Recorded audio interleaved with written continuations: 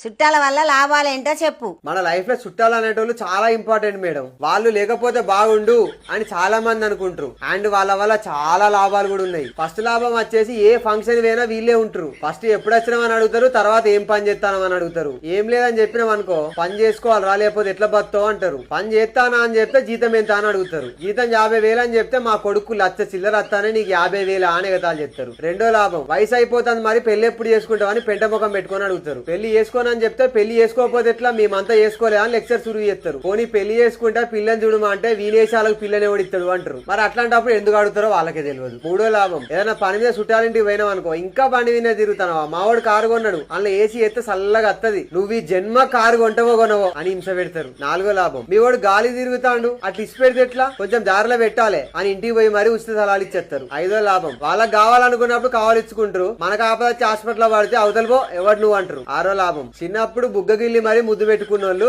పెద్ద అయినాక నువ్వు చాలా మారిపోయినవరా అని గుండెని గుచ్చే మాటలు అంటారు. ఏడో లాభం, వాళ్ళు మన ఇంటికి వస్తే మన మంచం వాళ్ళది, మన టీవీ రిమోట్ కూడా వాళ్ళదే, ఆఖరికి మన చార్జర్ కూడా వాళ్ళదే, లాస్ట్ కు మనమే బుచ్చపుల్లం అయితే. ఎనిమిదో లాభం, చీరో జాకెట్ పెట్టకపోతే పెట్టలేదు అంటారు. సరే ఉన్న దాంట్లో ఏదో కట్టపాడి పెడితే చాలా చీపుగా ఉన్నది చిల్లర ఉన్నదని ఊరంతా సాటింపు చేస్తారు. తొమ్మిదో లాభం, చుట్టాలు ఇంటికి వస్తే అప్పు చేసైనా సరే వాళ్ళకు చికెన్ మందు రాచ మర్యాదలు చేయాలి, వాళ్ళని చక్కగా చూసుకోవాలి. అన్ని చేసినా కూడా పెట్టని పేరు చేస్తారు. అందుకే మనకి ఎంత మంది చుట్టాలుంటే అంత లాభం ఉన్నట్టు. ఫైనల్ ఒకటే మాట, చుట్టగాలితే పానం పోతుంది, చుట్టాలు కలితే ప్రశాంతత పోతుంది.